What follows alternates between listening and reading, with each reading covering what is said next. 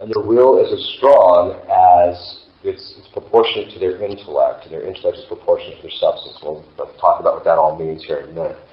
But basically what it means is that their wills are strong, far more powerful than ours. And this is one of the reasons why sometimes when people come under their influence, their ability to fight them off is extremely difficult because the power of their will is far stronger than ours.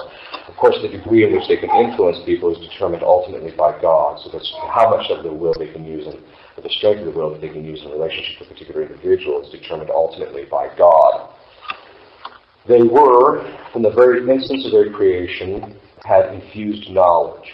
Now by that we mean they had the knowledge of all of the essences of created things, which basically means this. They knew everything there was to know about trees, everything there was to know about the nature of human beings, everything there was to know about the nature of angels and everything. God is a different matter because his nature can't be contained by a created intellect. But they did have a natural knowledge of God that far excelled ours.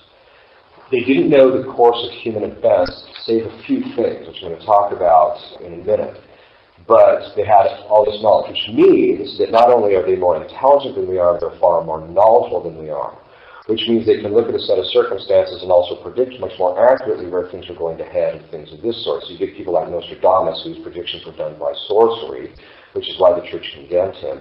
They're about 80% accurate, and that's because the demons the two things that demons don't know are the providential plan, or what they call the divine economy regarding grace.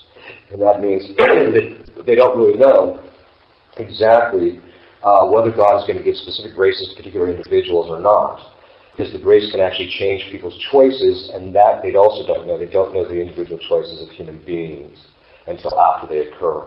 They can usually get a pretty good idea because they can look at somebody and think, because of this person's past history, because of his disposition, he's most likely to do X.